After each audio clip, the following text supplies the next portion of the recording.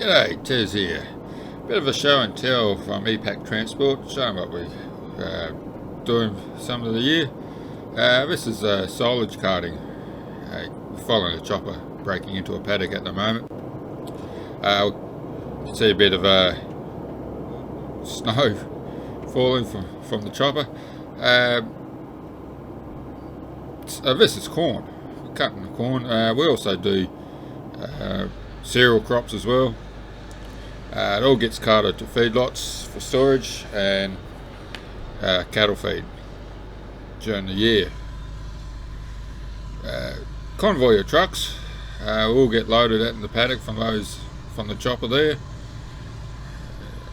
and can be anywhere from half a dozen to a dozen trucks per chopper, depends how far we've got to cart it, and that can be variable as well, from just around the corner to an hour or so drive one way.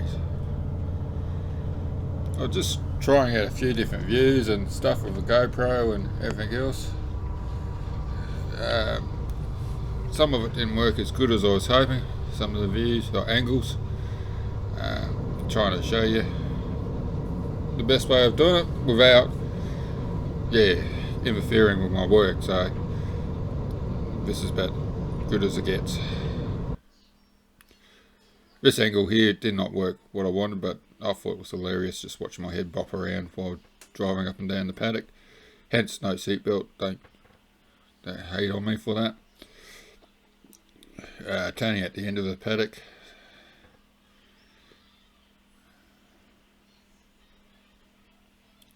Crops weren't too bad.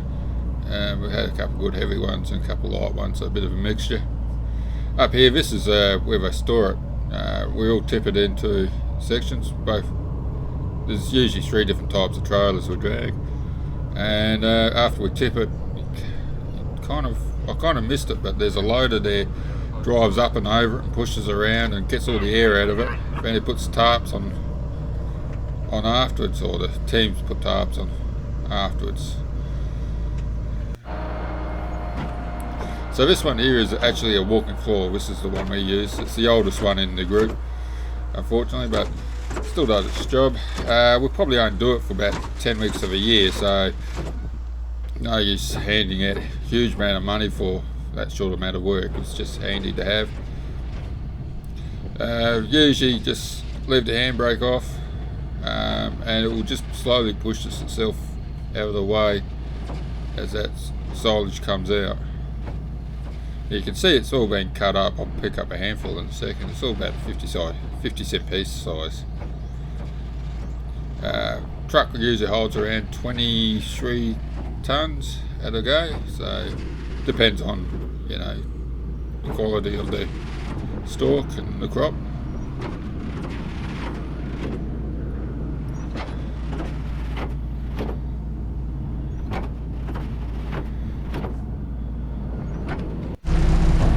So you can see how the floor here works. It all pushes towards the back, one big section, and 3 little shunts or sections to go back to the front. So basically that's how it walks. It's everything out.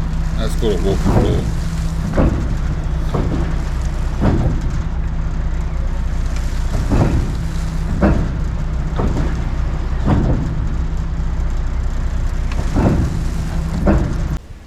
Driving along earlier, I noticed the noise in the cab got a little bit loud, especially when I put the exhaust brake on. Came around here for a look, and that's what I saw. I don't know how. Anyway, she's just dropped off. I managed to spray some goo on it, and the side effect of that is he cooked it, and there, she just spread it everywhere while I was driving along. I was trying to get a couple of bolts loose. Now the plan is, it's already had to go out this once. I had to spray them several times, those 2, and I've got them loose now. And hopefully she'll just twist back in and pop back into clamp. See how we go. Long day. had a bit of a misdemeanor with a power cable. Must have got hooked up somewhere. And yeah, I only noticed it when I went to get my roller tarp, electric tarp, roll back, and it wouldn't work. And I got out and I noticed my cable has got tangled up somewhere in all this, and basically got ripped off and went under the tyre. So it goes from here and to plug into there and go into that. Now to roll my tarp back, I had to do my usual thing and work around a problem. So I had to pull the cables off, electric cables off, which runs the motor up there. I don't know if you're going to see it in the dark. And basically run it like that. To roll it, just turn it around, positive and negative, positive. Depends which way I was looking to run it. So now I'm going to try and get it back to workable water, which is going to be a bit sketchy, but hopefully if I can do it, it'll get me out of trouble for a while till I can get replacement cable in the next couple of weeks when I pull up. So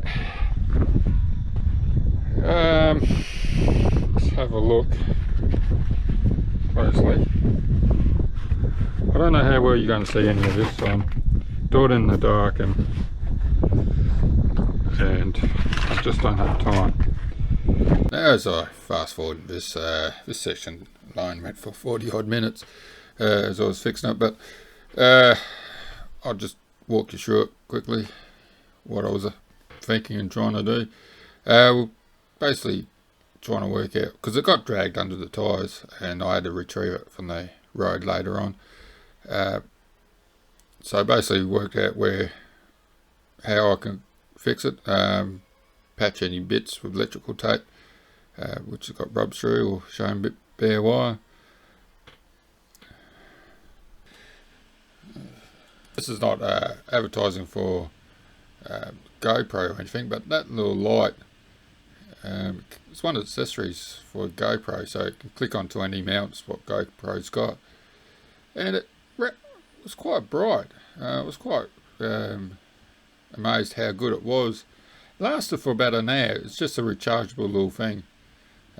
Just plug it in USB cord and recharge it normally like anything else. But yeah, it pumps out a fair bit of light. I was quite surprised how good it was. And the mounting options are no different to GoPro. So wherever you can, whatever mounts GoPro's got and you think you can put a GoPro there, that's the same thing. And I've used it a number of times on the headbands and stuff like that. Yeah, I'm really impressed with it. So if you can't afford a GoPro, just buy one of them for just use it around camping or whatever. And yeah, on the brightest setting, it lasts an hour, and yeah, just plug it into a cigarette lighter later on and charge it up again. Now, I was trying to work out what's going on with this Anderson plug here. As it's been damaged before, this is not the first misdemeanor it's had by the looks. Yeah, it's missing its little clips. I couldn't work out what was missing. I was getting tired and grumpy and everything else, but there's a couple of little clips what holds everything in, and they've been busted out. So old faithful electrical tape and duct tape will hold it in, and it's hold it there quite well. We haven't even replaced it afterwards. I did 3 weeks work with like that, and it'd probably do a couple more years. If it's not broken, don't fix it, basically. So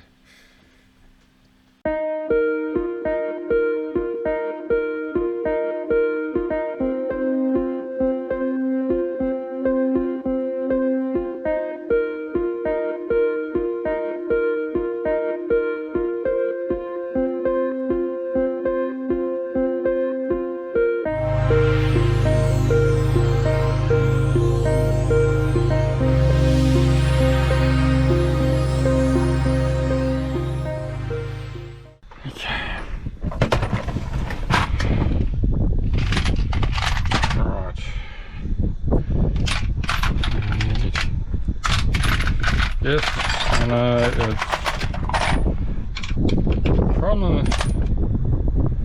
the socket set is worth a couple $100, but you get that cheap fucking plastic,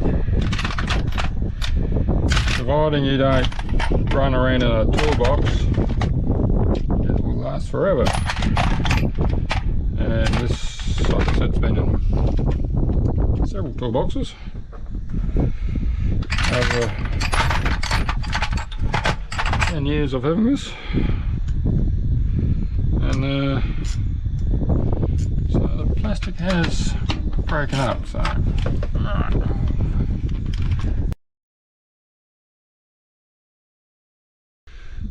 now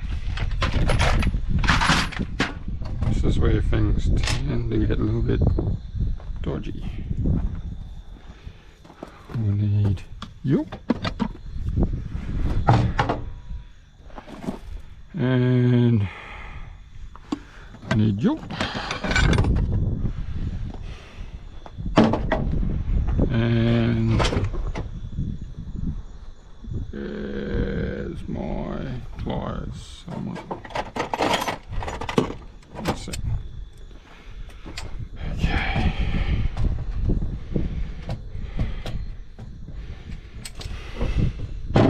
This part here, this little tab I'm trying to open up again. This was going to make and break my job. If I couldn't do this, it was going to be a waste of time.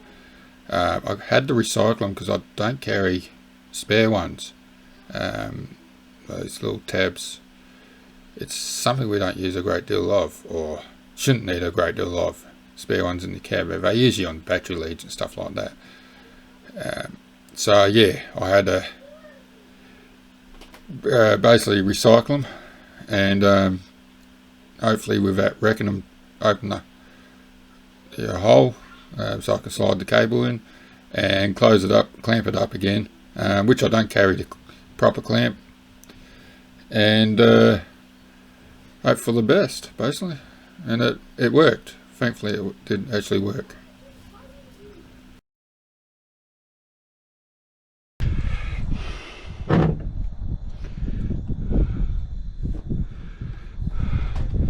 Now this me doing stuff like this does not happen every night. It's only every occasional when I am extremely desperate.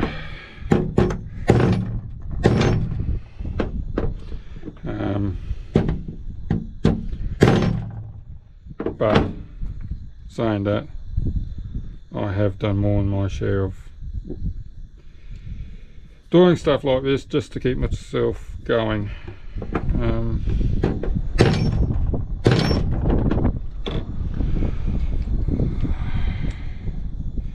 And you'd be amazed what I have done just to keep myself going sometimes. It's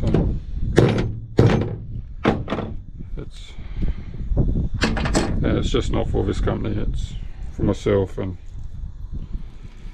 other people. But so I am kind of used to it, doing stuff like this. I do enjoy a bit of a challenge, but not when I'm ready to knock off, have a tea and have a shower and go to bed. It's, you know, I might be lucky enough tonight because I've got a tyre to change yet too, so and I don't like stopping during the day when there's work happening, you know, because you're losing money. Like I got away with what I'm doing, rolling the tarp packs today. Like it was, if I had to do it for weeks on end, that wouldn't happen. But you know, just to keep me rolling in the job. There's no use cracking the sulks and going getting it fixed. It's you know, I could have missed out on a couple loads and sort money, and you know, sometimes it's, you just got to toughen up a little bit and work what you got and not crack the sulks and keep on going. It's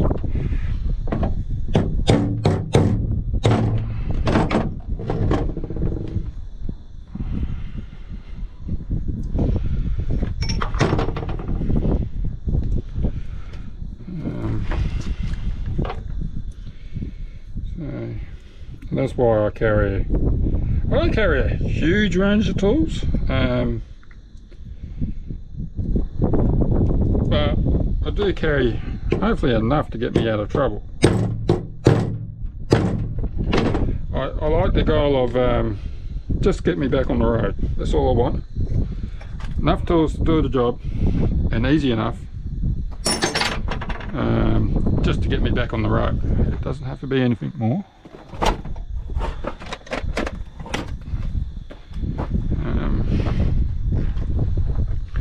I don't want to rebuild a truck, rebuild a motor out on the road. It's just,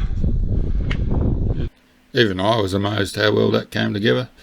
I didn't think it was going to work. I was just taking a guess it would, or just a lot of hope. At the end of the night, about 10, 11 o'clock at night, you just hope for the best sometimes.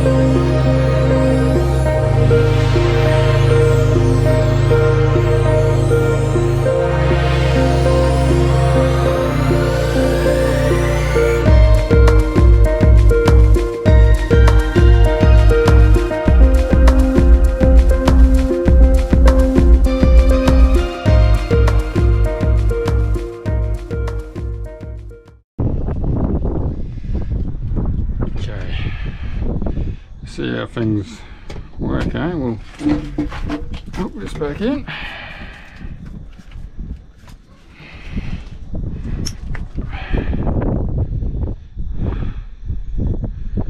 There's a lot of blinking there happening.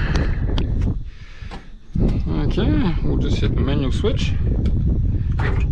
That's close. Oh, there you go. Let's overload. Go the other way now.